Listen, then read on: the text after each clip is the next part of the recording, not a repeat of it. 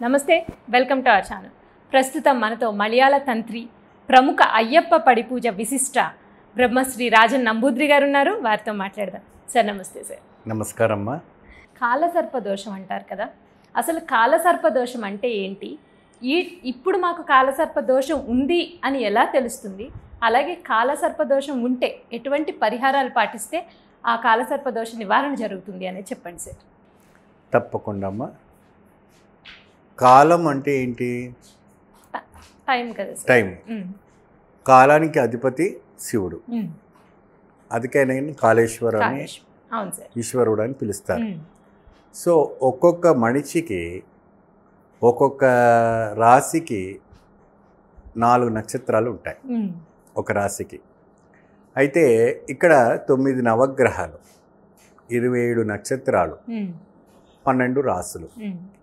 So ఈ రాసుల్లో ఉన్నటువంటి వాళ్ళకి ప్రత్యేకంగా గ్రహపీడ దోషం.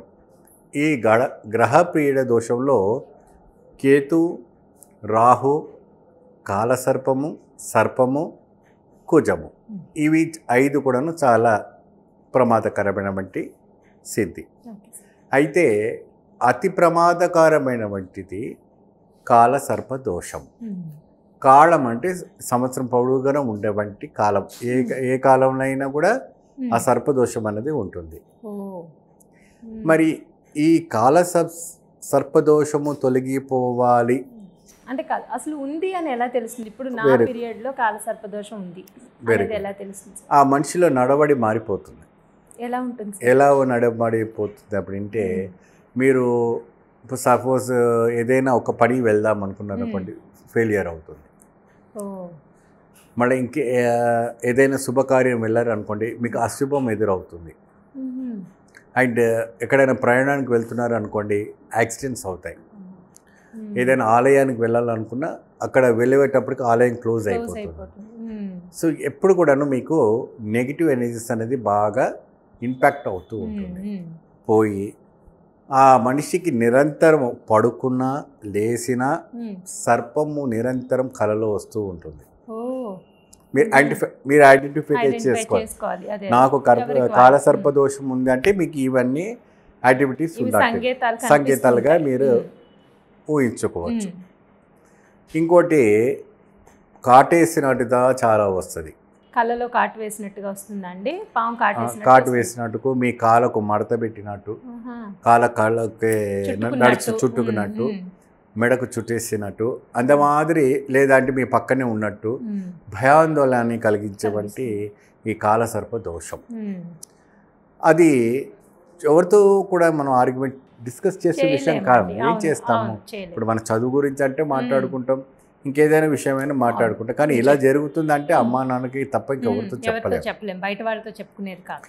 అమ్మ నాకు ఇలాంటి పాములు కళలు వస్తున్నాయి, నేను బయటికి వెళ్తే కూడా పాములు ఎదురవుతున్నాయి, ఇంకెక్కడ వెళ్ళినా పాములు ఎదురవుతున్నాయి, దానికి నేను ఏం చేయాలో నాకు అర్థమవుతుంది అంటే, అప్పుడు వాళ్ళు ఎవరైనా దగ్గర ఉన్నవంటి ఆలయ పూజారులు కావచ్చు, ఇలాంటి గురువులు, పీఠాధిపతులు, గురువులు ఉంటారు కదమ్మా, వాళ్ళ దగ్గరికి వెళ్ళి మా అమ్మాయికి మా అబ్బాయికి ఇలాంటి స్వప్నాలు వస్తున్నాయండి, భయపడిపోతుంది, కాలేజ్ కూడా వెళ్ళలేకపోతుంది, ఇంట్లోనే నిద్రపోవాలన్నా కూడా భయాందోళన కలుగుతుంది, ఎప్పుడు వెస్ట్ పట్టుకుంది, ఏమై ఉంటుంది?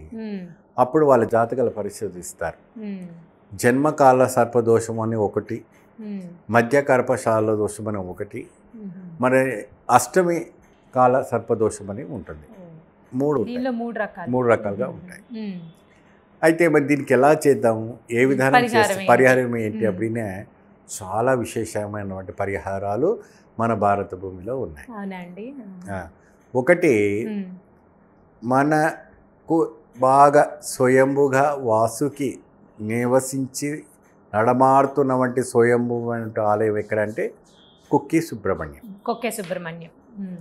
అక్కడ కాలసర్ప దోషానికి చాలా విశేషమైనటువంటి పూజ చేస్తారు.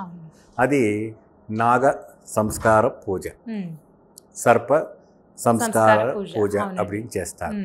ఇంకోటి ఆలయము నాగర్కోవిల్, కన్యాకుమారి పక్కన ఉన్నవంటి నాగర్కోవిల్. అక్కడ మీరు ఎక్కడ ముట్టుకున్న పామే, అంటే శిలారూపంలో ఉంటుంది. అక్కడ వెళ్ళి నిద్రించి వారు చెప్పిన వంటి ఒక ఆచారంగా పాటించి అక్కడ కోనేరులో స్నానం చేయాలి. మళ్ళా అదే విధానంగా విష్ణుమాయ టెంపుల్ కేరళలో. ఎక్కడమ్మా?